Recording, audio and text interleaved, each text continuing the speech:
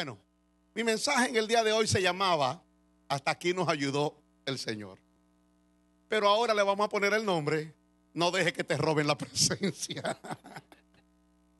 Amén, gloria al Señor. Puede sentarse.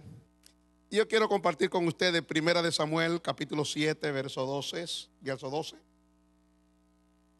Primera de Samuel, capítulo 7, verso 12.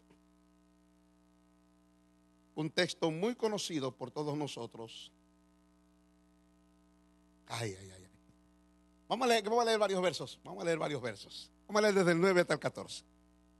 Dice: y Samuel tomó un cordero de leche y lo sacrificó entero en holocausto a Jehová. Y clamó Samuel a Jehová por Israel, y Jehová lo oyó. Y aconteció que mientras Samuel sacrificaba el holocausto, los filisteos llegaron para pelear con los hijos de Israel. Mas Jehová tronó. Diga conmigo, tronó. Ay. Fue como un trueno lo que pasó allí. Aquel día con gran estruendo sobre los filisteos, y los atemorizó, y fueron vencidos delante de Israel. Y saliendo los hijos de Israel de Mizpa, siguieron a los filisteos, hiriéndolos hasta abajo de Bet-car. Tomó luego Samuel una piedra y la puso entre Mizpa y Sen, y le puso por nombre Eben-ezer, diciendo: hasta aquí nos ayudó Jehová. Así fueron sometidos los filisteos y no volvieron más a entrar en el territorio de Israel. Y la mano de Jehová estuvo contra los filisteos todos los días de Samuel. Y fueron restituidas a los hijos de Israel las ciudades que los filisteos habían tomado a los israelitas, desde Ecrón hasta Gat.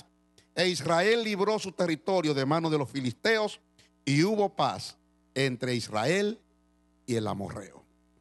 Amén. Para nosotros entender lo que vamos a hablar hoy, yo no sé cómo lo voy a tratar, porque acuérdense, estoy tratando de hacer algo nuevo dentro de lo viejo. Yo quiero explicarle un poquito a ustedes de lo que ocurrió en esta historia. Ustedes recuerdan que Dios le había dicho a Moisés que hiciera una cajita parecida a esta donde colectamos las ofrendas. Se llamaba el arca. Diga conmigo, el arca. El arca era una cajita de madera de acacia revestida de oro y que tenía un hueco por dentro. Era hueca por dentro y contenía 3 cosas dentro que Dios dice en el libro de los Hebreos que había en ella. ¿Cuáles eran esas 3 cosas? ¿Quién se recuerda? El maná, la vara de Aarón que reverdeció y la tabla de la ley. La tabla de la ley. Estaban allí representando 3 cosas. ¿Qué representaban? El maná representa la provisión de Dios. La tabla de ley, ¿qué significa? La ley, los mandamientos de Dios, las ordenanzas, los decretos de Dios. Y la vara de Aarón, ¿qué significaba? La autoridad de Dios delegada en el hombre, porque esa vara era de Aarón. Acuérdense, era la vara de Aarón. La autoridad de Dios delegada en un hombre. Entonces Dios le dijo: mira, cuando tú construyes esa arca, le vas a hacer una tapa también de madera, pero la vas a revestir de oro. Y de la misma tapa van a salir 2 querubines. Van a ser 2 querubines que salgan de allí, que van a poner sus alas uno contra el otro así. Y de en medio de los 2 querubines, que estaban así más o menos, así, estas son las alas, supongo que estas son las alas, enfrente, de en medio de esos querubines, yo me manifestaré a ti. O sea, yo hablaré contigo. Cada vez que Dios hablaba con el pueblo de Israel, o hablaba a través del sacerdote de la época, o a través del siervo de Dios en la época, Dios hablaba desde ese lugar. Diga conmigo, desde ese lugar. O sea, Dios no hablaba de otro lugar, Dios hablaba desde ese lugar. Cuando quería hablar con el pueblo, hablaba desde ese lugar. Y por eso a eso se le llamaba la presencia de Dios. La pregunta mía es: ¿dónde estaba esta arca? ¿Dónde estaba localizada regularmente esta arca? En el lugar santísimo del tabernáculo y después en el templo, ¿verdad? En el lugar santísimo. Era allí. ¿Cuántas personas podían entrar en el lugar santísimo? Una sola persona. ¿Cuántas veces al año? Una sola vez al año, después de mucho sacrificio y después de haberse limpiado. O sea que Dios hablaba solamente a través de un hombre. Dios le hablaba y le decía lo que él tenía que decir, y él iba hacía lo que Dios le decía que tenía que hacer. Ese arca representaba la presencia de Dios. La presencia de Dios. Entonces, usted sabe, llegó un momento en la historia del pueblo de Israel en que el gobierno estaba ejercido por lo que se llamaban los jueces. Después de Josué vinieron los jueces. Y en los jueces, cada vez que había un juez, el pueblo se volvía a Dios. Pero cada vez que se iba ese juez, el pueblo se volvía en contra de Dios, a los ídolos. ¿Qué ocurría? Dice la Biblia que cada cual vivía y hacía lo que le daba la gana. Eso es lo que dice la Biblia. Cada cual en esa época de los jueces. Había entonces en esa época de los jueces una situación muy triste, porque ya casi al final de los jueces, no el último juez fue Samuel, vamos a verlo más adelante. Casi al final hubo un juez que duró muchos años. Su nombre era Elí. Duró muchos años. Ah, mira, me lo pusieron allí. Oye, pero qué tremendo. ¿Quién está allá arriba? Ay, santo. Ese es el arca. ¿Ustedes lo ven? Así era el arca. Eso fue que Ángel subió a ponerlo allá arriba. Y se lo está ayudando. Ok. Ese es el arca. ¿Ustedes ven? Entonces de allí se manifestaba Dios. Están los dos querubines. De allí se manifestaba Dios y Dios hablaba desde ese lugar.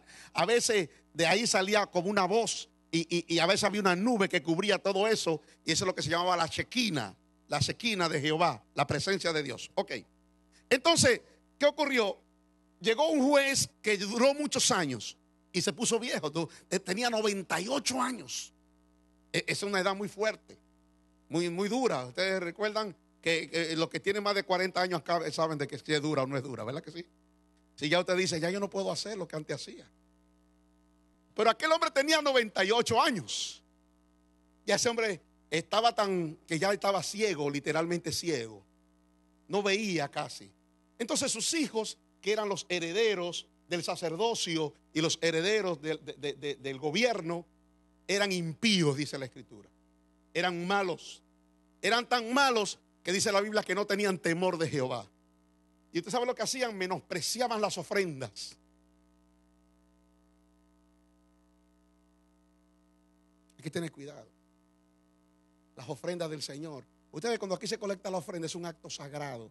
Porque eso no es de que para pagar biles y para pagar, aunque se use para pagar los biles y para pagar sueldos y para hacer cosas terrenales, las ofrendas son de Dios.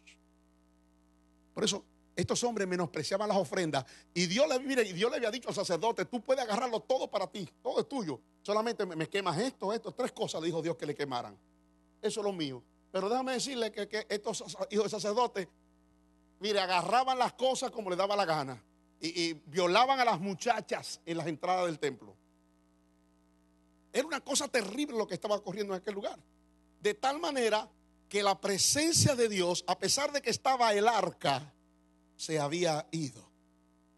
Dice la Biblia que ya Dios no hablaba, que ya Dios no había revelación, que ya no había presencia, ya no había nada. Qué triste es cuando la presencia de Dios no está en un lugar.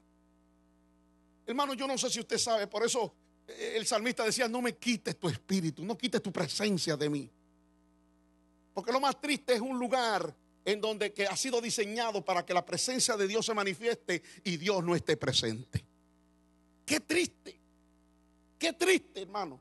Si usted viene a la iglesia y siente la presencia de Dios, eso es lo que está supuesto a sentir. Si usted oye una voz que le habla en su interior, eso es lo que está supuesto a escuchar. La iglesia no es para oír a un hombre domino bobisco. No, eso no es para eso. La iglesia no es para que usted venga a escuchar a una persona hablándole disparate, hablándole sandeces de sí mismo. Es para que hable el sacerdote. De los labios del sacerdote el pueblo busca la ley, la palabra de Dios. Ustedes vienen aquí a escuchar no a Daniel Vargas Mena. Ustedes vienen a escuchar palabra de Dios.